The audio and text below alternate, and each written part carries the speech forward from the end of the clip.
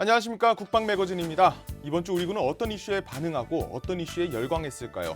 쏟아지는 정보들 속에 풍미가 제대로 살아있는 진짜 국방을 맛봅니다. 국방을 보는 또 다른 시선 국방 매거진, 오늘 또 풍성한 소식 준비해봤습니다. 무엇보다도 오늘은 특집으로 마련한 시간입니다. 먼저 한 주간의 국방 소식을 짧고 간단하게 요리해보죠. 뚝딱맨과 함께하는 촉박한 뉴스 3분 뚝딱입니다. 한 주간의 국방 소식을 빠르게 정리해드립니다. 촉박한 뉴스 3분 뚝딱. 이번 주엔 어떤 국방 소식들이 있었을까요? 많은 소식 중에 5가지를 골랐습니다. 첫 번째 소식입니다. 지난 4월 5일 육군 5사단이 유해 발굴 출정식을 가졌습니다. 이날 출정식에서는 지난 3년간 410여 구의 유해와 8만 5천여 점의 유품을 발굴한 화살머리고지 유해 발굴 작전을 마무리하는 동시에 백마고지로의 발굴 확대 시작을 알렸는데요. 비무장지대 내 유해 발굴 작전 범위 확대라는 새로운 역사의 이정표를 세운 이 출정식. 5사단을 비롯해 국방부 유해 발굴 감식단, 지작사 특수기동지원여단 등 500여 명이 함께했습니다. 다음 소식입니다. 육군 3포병여단과 5사단이 K9 자주포 사격 훈련을 진행했습니다. 굉음과 함께 날아간 포탄이 5.7km 떨어진 표적을 정확하게 타격합니다. K9 자주포의 장점 중 하나는 급속 사격입니다. 15초 동안 최대 3발을 사격할 수 있는데요. 자주포 6문을 기준으로 1분에 24발의 포탄이 떨어지는 겁니다. 적을 순식간에 괴멸할 수 있는 엄청난 위력입니다. 이번 훈련에서 3포병여단은 33초 만에 3발을 발사하는 뛰어난 급속 사격 능력을 보여줘 눈길을 끌었습니다. 세 번째입니다. 국군 간호사관학교가 지난달 31일부터 이달 2일까지 2021년 1차 재난간호교육과정을 진행했습니다. 이번 교육은 화학 재난 상황 속에서 간호사들의 개인 임무 숙달과 개인 보호 장비 착용 실습 등을 중점으로 진행됐습니다. 코로나19라는 국가적 감염병 상황에서 최전방을 지키는 군 간호 인력들, 감염병 환자 발생 상황을 가정한 모의 훈련을 성공적으로 마치며 재난 상황에서의 간호 능력을 한 단계 업그레이드 시켰습니다. 다음입니다. 클라우디오 그라치아노 EU 군사위원장이 원인철 합참의장의 초대를 받고 우리나라를 방문해 우리나라와 유럽연합 간의 다양한 군사교류와 상호 협력 방안을 논의했습니다. 합참은 지난 7일 오전 공식 의장 행사를 하며 그라치아노 EU 군사위원장의 방한을 환영했습니다. 원인철 합참의장은 그라치아노 EU 군사위원장에게 우리나라와 유럽연합의 관계 증진을 위해 노력하는 데 감사를 표했습니다. 더불어 한반도의 완전한 비핵화와 항구적 평화 정착을 위한 우리 정부의 노력에 대해 설명하며 지속적인 협조와 지지를 당부했습니다. 마지막입니다. 해병대 장병들이 상륙작전을 위해 바다의 거센 파도에도 불구하고 바다로 뛰어들었습니다. 지난 6일 진행된 해병 2사단의 상륙 돌격 장갑차 기동 훈련 모습인데요. 거친 엔진음을 쏟아내며 장갑차 11대가 물살을 가르고 가상의 적진으로 향했습니다. 대한민국 해병대의 위용을 다시 한번 느낄 수 있었습니다. 지금까지 촉박한 뉴스 3분 뚝딱이었습니다. 끝!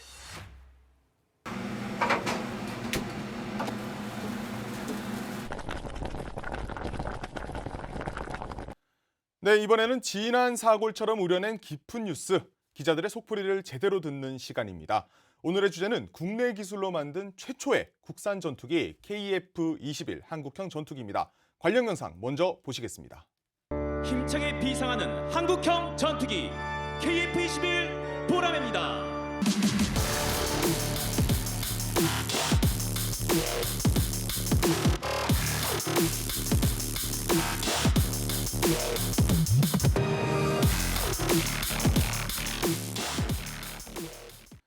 자, 드디어 베일을 벗은 KF-X의 결과물이죠. KF-21 한국형 전투기, 먼저 순한 맛입니다.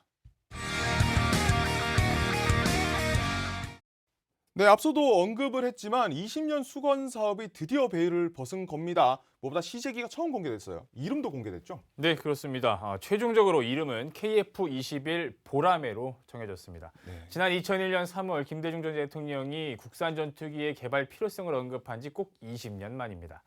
이번 주 금요일이었죠. 4월 9일 KF-21 시제 1호기 출고식이 있었습니다.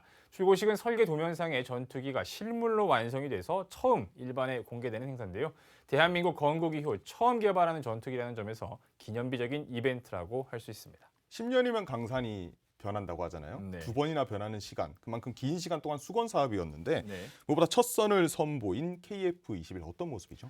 네, 일단 1호기 조립에 사용된 부품의 개수만 22만여 개고요. 전기 배선을 쭉 연결하면 네. 이게 450km에 달할 정도로 엄청납니다. 이게 꼬리 뒷부분의 엔진을 또 눈여겨볼 점인데요. 두 개의 엔진, 쌍발 엔진이라고 하죠. 두 개의 엔진을 달고 있고요. 전투기의 눈이라고 불리는 A사 레이더 등이 모두 장착된 완전한 전투기 형상을 갖췄습니다. 겉모습은 이제 진회색 도색으로 웅장하면서도 날렵한 모습을 갖췄습니다. 네, 그렇습니다. 그럼 이 KF-X 사업의 최종 결과물인 CJ 1호기 KF-21은 언제부터 날게 됩니까? 네, 일단 내년 7월부터 실제 비행에 나서고 이후 4년간 지상 시험과 비행 시험을 무사히 통과하면 한국은 자체 기술을 사용해 전투기를 개발한 13번째 국가가 되는 겁니다. 네, 그렇군요. 자, 그럼 이어서 지난 맛에서 본격적으로 KF-21의 재원에 대해서 한번 살펴보겠습니다. 자, 이렇게 첫 모습을 드러낸 KF-21 보람에 4.5세대급 전투기들 중에서는 최고 사양이라고 들었습니다. 그렇습니다. 이제 F-35와 같은 전투기를 네. 5세대급 전투기, 스텔스 전투기를 이제 그렇죠. 그렇게 부르고요. 네. 이 KF-21은 4.5세대급 전투기인데요. 이 중에 이제 최고의 사양을 갖췄다라고 하는 겁니다. 특히 이제 동체와 날개가 레이더 반사를 줄이는 스텔스 형상으로 만들어져 있는 게 참 멋있고 네. 이게 또 나중에 가면 엄청 유용하게 사용이 될 겁니다. 아, 유용하게 사용이 된다라는 네. 표현까지 해주셨는데 사실 이게 비교가 되는 게 F-16하고 F-18 전투기 이 네. 두 가지의 모습과도 상당히 비교가 많이 되고 있어요. 일단은 그냥 겉보기에 딱 보면 F-22 랩터 아닌가? 네, 그렇죠. 싶을 정도의 이제 모습을 보이고 있는데요. 크기로 보면 말씀하신 대로 F-16과 F-18 정도의 크기 이렇게 좀 비교해서 볼 수 있을 것 같습니다. 동체의 길이가 16.9m고요. 높이는 4.7m, 폭은 11.2m로 말씀하셨듯이 미국의 F-16과 이것보다 좀 크고요. F-18보다는 조금 작은 그런 사이즈입니다. 최대 속도는 마하 1.81 시속 2,200km가 되고요. 항속거리는 2,900km입니다.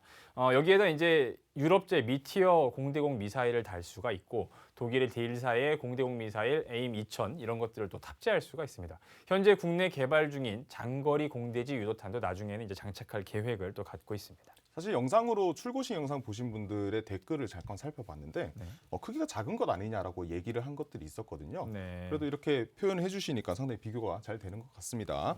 그럼 네. 앞으로 최종 단계가 있을 것 같아요. 어떤 네네. 거죠? 이 사업의 최종 단계를 네. 먼저 이제 말씀을 드릴게요. 물론 이제 시기가 완성됐다고 개발이 완료된 게 전혀 아닙니다. 그렇죠. 사실 이제부터 시작인 거죠. 시작이죠. 그래서 앞으로 1년여의 지상 시험을 거치고요. 내년 7월에 첫 비행을 합니다. 네. 그리고 이제 4년 동안 2,200여 회의 시험 비행을 통해서 전력화가 가능한데요. 네. 이렇게까지 5개의 단계로 좀 설명을 드릴 수가 있겠습니다. 5개의 단계. 네. 여기에 대해서 또 세부적으로 설명 부탁드립니다. 그렇습니다.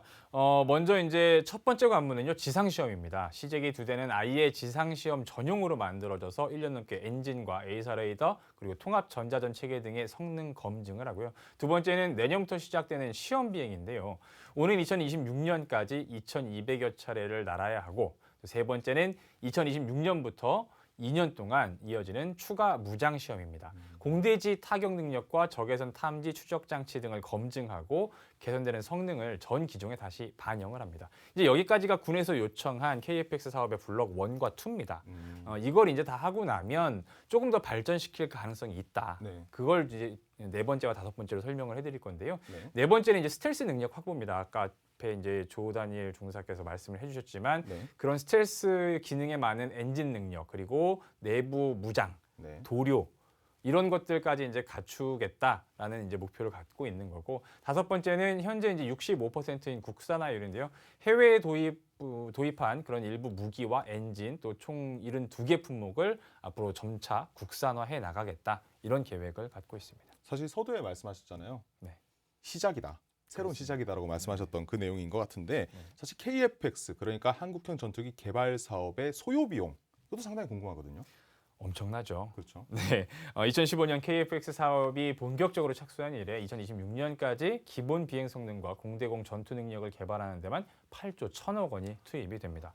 2028년까지 이제 따지면 공대지 하고 이제 추가 무장 시험을 하잖아요. 이때 또 한 7천억 원이 들어서 이 비용을 합치면 8조 8천억 원에 네. 대한 이런 돈이 개발 비용으로 투자가 되는 거고요. 추가로 양산되는 총 120대까지 포함을 하면 18조 6천억 원이 들어가는 정말 역대 최대 무기 도입 사업이라고 할 수 있겠습니다. 네, 사실 뭐 무엇보다도 여기까지 오기까지가 사실 우여곡절이 상당히 많았습니다. 어떤 내용들이 있었죠? 네, 뭐 여기까지 오기까지 많이 힘들었습니다. 그간 KF-X 개발 사업은 타당성 조사만 7번이나 하는 등 최종 사업에 착수하기까지 10년이 넘게 걸렸습니다. A사 레이더 등 핵심 장비 기술 이전을 미국이 거부하면서 한때 무산될 위기를 겪기도 했는데요. 다수의 표적을 탐지하고 추적하는 이 A사 레이더는 결국 지난해 8월 국내 기술로 개발된 시제품이 납품이 됐습니다. 네, 결국 새로운 시도였고 국민들의 관심이 워낙 지대한 사업이었다 보니까 고충이 없을 수가 없었겠죠. 무엇보다도 작년과 올해는 또 코로나19라고 하는 시대적 상황 때문에 고충이 많았을 것 같습니다. 그런데 미국이 기술 이전을 거부한 대상들이 또 있다면서요? 네, 이제 아까 조중석께서 얘기한 사실 그 내용입니다. 네. 그러니까는 4개의 핵심 기술. 네, 4개. 이 핵심 기술이 사실은 전투기의 어떻게 보면 브레인, 네. 뇌라고 볼 수 있거든요. 자세히 살펴보면 능동 전자주사식 위상 배열 레이더, 우리가 A사 레이더라고 부르는 그렇죠. 그 A사 레이더, 이건 방금 말씀드렸고, 그리고 외에도 적외선 탐색 추적 장비 IRST, 네. 그리고 전자광학 표적 획득 추적 장비, 그리고 전자파 방해 장비, 이런 것들이 네. 국내에서 개발돼서 시제기에 탑재됐거나 개발이 진행을 되고 있는 겁니다. 네. 그러니까 이 4가지 품목을 바로 미국에서 거부를 한 거죠. 아. 네, 이걸 이제 우리 기술로 이제 개발을 했기 때문에 앞으로 이것들을 발전시켜 나갈 가능성도 높은 거라고 거꾸로 보면 되겠습니다. 네, 사실 또 일각에서는 인도네시아의 분담금 미납 부분에 대한 문제도 제기가 계속 되고 있거든요. 네, 아직 해결된 문제는 그렇죠. 아닙니다. 네, 지금 해결된 문제는 아니고 KF-X 공동 개발에 나선 인도네시아의 분담금 미납도 풀어야 할 숙제입니다. 총 개발비의 20%, 그러니까 1조 7,338억 원을 분담을 하기로 했습니다. 네. 그런데 이제 인도네시아가 최근 경제난을 이유로 지금 올해까지 납부해야 할 금액 6,044억 원을 아직 내지 않고 있는 거죠. 그래서 최근 분담금 축소를 요구했다는 소문도 들리고 했었는데 네.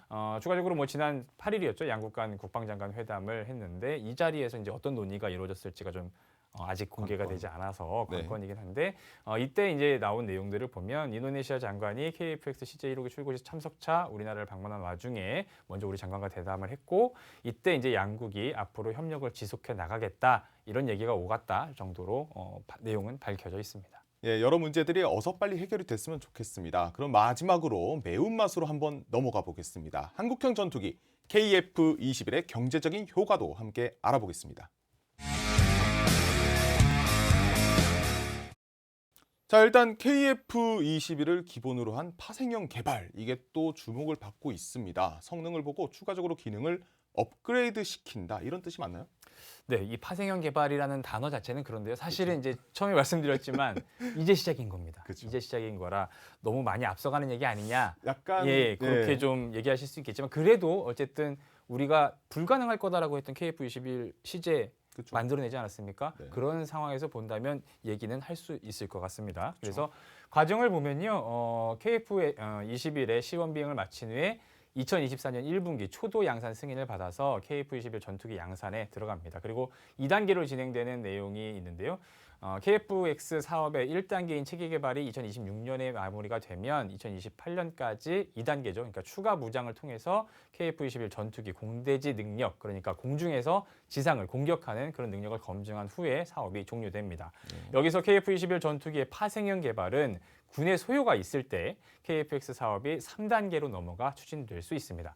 방사청과 카이는 내년에 시험 비행을 거친 뒤에 2026년까지 사업을 완료하고 공군의 KF-21 전투기 120대를 인도할 예정입니다.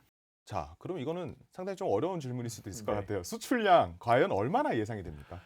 네, 일단 뭐 얘기는 해보죠. 그렇죠. 이 전투기 교체 수요가 있는 국가들을 대상으로, 그러니까 이 전투기가 개발이 완료됐을 시점에 네. 교체 수요가 있는 국가들을 대상으로 약 한 300에서 500대 가량이 수출 가능할 것이다라는 이제 연구 결과나 혹은 전망들이 나오고 있습니다.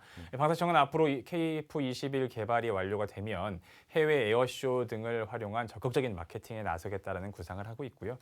전문가들 사이에서는 이 KF-21의 수출 가격이 대당 한 6,500만 달러 정도 되지 않을까? 네. 라고 이제 얘기를 하고 있는데 사실은 그거는 미정이죠. 그때 당시에 가봐야 네. 되고 그때까지 들어가는 개발 비용이라든지 이런 것들을 추계를 해서 적정한 선에서 아마 가격이 정해질 것으로 예상이 네. 됩니다. 결국 그렇게 되겠죠. 무엇보다도 과거에 이렇게 우리나라가 항공기를 수출한 사례가 또 있었지 않습니까? 예, 그렇습니다. 우리나라 항공기 수출은 2001년에 인도네시아에 KT-1 훈련기를 수출한 것이 최초고요. KT-1은 이제 2007년과 2012년에 각각 터키와 페루에도 수출을 했습니다. 네. T-50 계열의 항공기는 2011년에 인도네시아, 그리고 2013년에 이라크, 2014년에 필리핀에 FA-50 13대를 수출한 바 있습니다. 사실 그런데 수출도 사실 또 중요하긴 하지만 KF-21 개발로 인해서 어떤 민간 분야에 대한 경제적인 파급 효과도 있을 거 아니에요. 낙수 효과라고 보통 표현하잖아요. 그렇습니다. 이 항공기 산업이라는 자체가 워낙 많은 네. 그 기술적인 것들이 요구가 되고 또 많은 부품들, 아까 처음에 말씀드렸던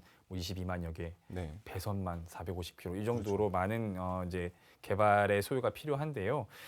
상당한 시너지 효과를 낼 수밖에 없습니다. 파생 기술의 저변 확대와 일자리 창출 효과도 기대할 수 있고요. 특히 독자 개발한 전투기를 보유할 경우에는 자체 정비 능력을 또 확보하게 됩니다. 그렇죠. 그래서 무기운용 능력이 획기적으로 개선이 될 것으로 보이고 공대공, 공대지, 공대함 미사일 등 국산 유도무기의 성능 향상도 기대를 할 수 있습니다.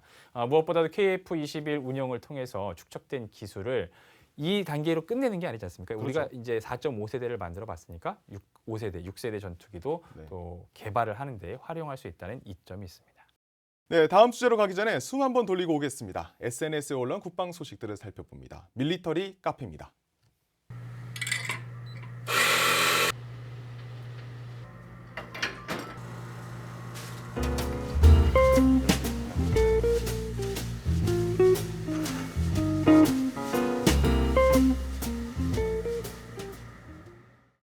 이번 주 밀리터리 카페는 KF-X 출고식과 관련해 특집으로 마련해봤습니다. SNS를 통해서 확인할 수 있는 세 개의 출고식 살펴봅니다. 먼저 미국, 지난 2013년 10월 에글린 공군기지에서 진행된 미 해군의 F-35C 전투기 출고식 모습입니다. 다양한 구도의 전투기 모습이 먼저 소개되고 뒤이어 의장대가 성조기와 미 해군, 해병대기를 들고 행사장으로 걸어 들어와 행사의 격을 높입니다. 다음은 영국입니다. 1990년대 자료인데요. C-130J 수송기 출고식 영상입니다. 출고식을 알리는 선언 후 수송기 앞으로 스코틀랜드의 전통악기인 백파이프를 연주하는 연주자들이 앞서 걸어 나오는 모습이 인상적입니다. 이번에는 인도, 지난 2020년 9월 프랑스 전투기인 라팔 다목적 전투기 도입을 기념하는 출고식 영상인데요. 라팔 전투기의 안전을 염원하는 힌두교, 불교, 기독교 순으로 안전과 축복을 비는 기도가 진행됐네요. 이번에는 태국입니다. 우리나라의 T-50 전투기가 태국 버전으로 수출됐고 이를 기념하는 출고식 영상입니다. 당시 현장에는 우리나라 카이에서 교육과정을 수료한 태국 공군 조종사 6명이 임석상관을 향해 경례하면서 결의를 다지는 모습도 보이네요. 마지막은 사진으로 살펴보겠습니다. 우리말로 고사 지낸다라고 하죠. 애군을 없애고 행운이 올 수 있도록 지내는 행위를 말합니다. 먼저 일본, F-2 전투기 출고식 사진인데요. 일본 고유의 민족 종교 신도가 있죠. 행사장에는 신관이 참여해 안전을 기원합니다. 러시아는 어떨까요? 러시아 주교인 러시아 정교회. 정교회 신부가 수호이 27 전투기 이곳저곳에 성수를 뿌리고 있네요. 함께 찬양송가도 부른다고 합니다. 지금까지 KF-X 출고식과 관련해 특집으로 마련해본 밀리터리 카페였습니다. 자, 계속해서 기사 속풀이 다음 주제로 이어갑니다. 다음 주제는 해병대 2사단의 상륙돌격 장갑차 육해상 기동훈련입니다. 자세한 이야기 드리기 전에 영상으로 먼저 만나보겠습니다.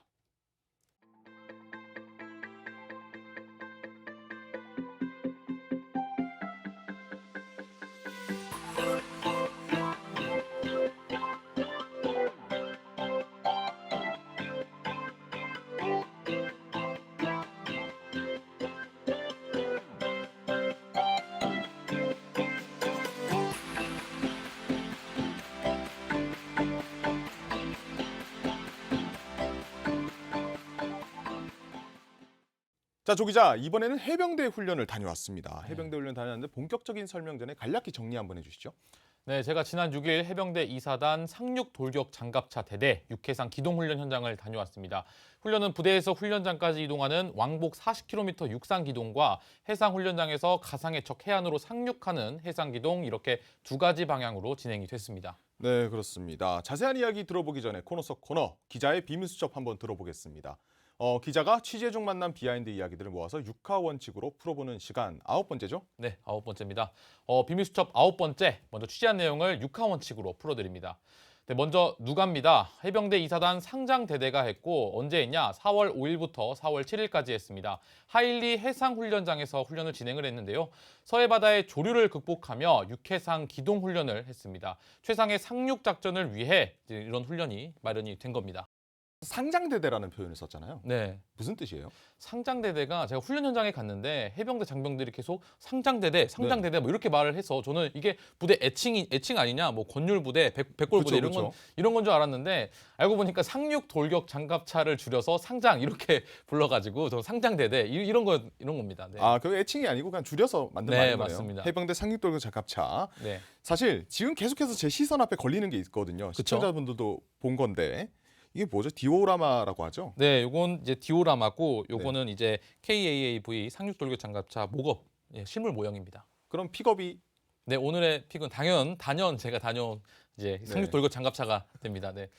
오늘 픽은 말씀드렸듯이 상륙 돌격 장갑차 일명 KAAV입니다. 디오라마를 먼저 살펴보면요. K55 자주포와 상륙 돌격 장갑차가 일단 있습니다. 일단 이 디오라마는 저희 사무실의 모 PD님께서 직접 만든 작품입니다. 시청자분들의 눈을 즐겁게 하기 위해서 제가 가져왔고요. 또 여기 나와 있는 실물 모형은 장비를 제작하는 한화 디펜스에서 직접 빌려왔습니다. 실물 모형을 보면서 제가 설명을 해드리겠습니다. KAAV는 적의 해안으로 상륙해서 내륙 목표 지점까지 병력과 장비, 보급품을 수송하고 기계화 작전을 가능하게 해주는 장비입니다. 사용 용도에 따라서 병력 수송용과 지휘용, 그리고 군안 정비용 이렇게 세 가지 모델이 있습니다. 병력 수송용, 앞에 보이시는 이 목업인데 KAAV P7A1을 이제 정식 명칭이 그렇게 됩니다. 네. 이 KAAV P7A1을 살펴보면 장비의 전체적인 모습은 궤도형 차체에 전장은 8.16m, 높이는 3.68m, 중량은 23톤입니다. 승무원 3명, 그리고 병력 수송 21명까지 가능해서 총 24명이 탑승할 수 있습니다. 무장은 여기 위에 보시는 것처럼 K4 고속 유탄 기관총과 K6 중기관총을 갖추고 있고 뒤쪽에는 연막을 무장 바로 뒤쪽에는 연막을 발사하는 연막 발사 장치가 또 있습니다. 최대 속도는 육상에서는 시속 72km, 해상에서는 시속 13km까지 달릴 수가 있는 그런 장비입니다. KAAV라고 얘기했잖아요. 네. 한국형 상륙 돌격 장갑차. 그렇죠. 역사도 궁금한데요. 네, 먼저 제가 역사를 좀 공부를 해왔습니다. 1949년에 해병대가 창설되고 1951년 10월 15일 최초로 LVT, 그러니까 수륙 양용 장갑차 소대를 창설을 하게 됩니다.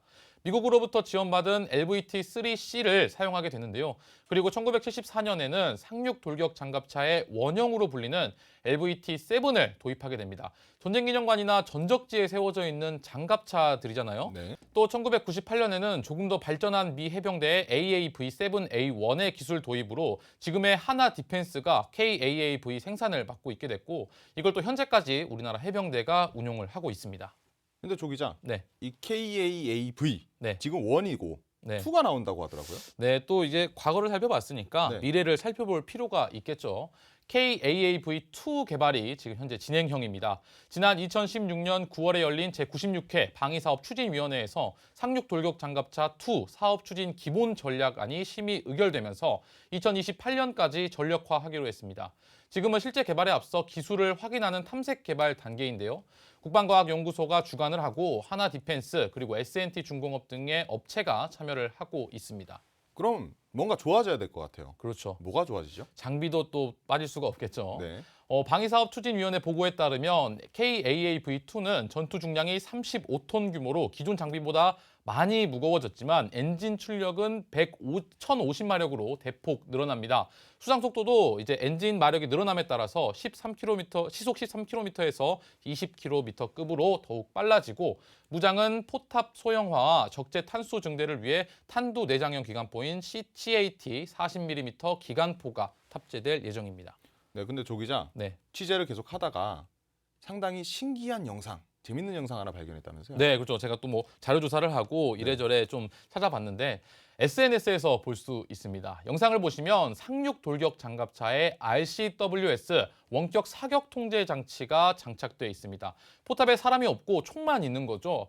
원래 승무원이 포탑에서 해치를 열고 사격을 해야 하는데 이런 모습이라면 승무원들의 생존성을 보장하고 전투력은 더 높아질 것으로 기대가 되고 있습니다. 그런데 아직까지 이 부분은 확정된 건 아니고 모 방산업체에서 자체 실험 영상을 이제 SNS에 올린 거기 때문에 앞으로의 좀 뭐 기술 발전이라든가 또 이런 심의 의결이라든가 이런 양상들을 조금 더 지켜볼 필요가 있을 것 같습니다. 네, 그렇습니다. 방금 전까지 KAAV의 미래까지 한번 들어봤습니다. 자, 조 기자, 네. 비밀수첩 마지막 장이죠. 네, 비밀수첩 마지막 장 내자로 말해옵니다. 네, 오늘 제가 준비한 내자는 카브 아님입니다. 카브 아님. 네, 원래 보통 이제 KAAV를 영어 스펠링 그대로 이어서 부르는 분들이 많이 있습니다. 뭐 ROKA, 로카 뭐 이런 식으로 해가지고 카브 이렇게 부르시는 분들이 있는데 사실 카브라고 해병대에서는 읽지 않고 있거든요.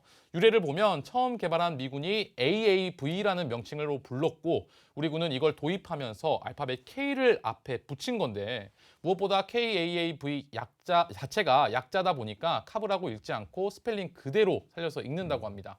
뛰어난 성능으로 해병대의 사랑을 받는 이 KAAV 앞으로 꼭 제대로 읽어주시면 좋을 것 같습니다. 네, 그렇습니다. 마지막까지 한번 다 들어봤습니다. 무인으로 성능이 더 개선되는 모습을 기대해 보면서요. KAAV, 카브 아님도 꼭 기억해 주셨으면 좋겠습니다. 처음 해병대 전력과 전술을 체험하고 온 조 기자 수고 많았습니다. 네, 감사합니다. 네. 자, 마지막 내자로 말해요까지 알차게 들어봤습니다. 이번 주 국방 매거진이 준비한 소식은 여기까지입니다. 최초의 국산 전투기 KF-21 보람의 제1호기 출고 소식도 함께 전해드렸는데요. 이제 우리의 무기 기술은 세계적으로 유례를 찾아볼 수 없을 정도로 빠른 속도로 성장하고 있습니다. 수만 번의 시행 끝에 완성한 20년 수건의 꿈이 대한민국의 영공을 넘어 세계의 하늘을 수놓길 기대해봅니다. 다음 주에도 다양한 소식 준비해 오겠습니다. 국방 매거진 마칩니다. 감사합니다.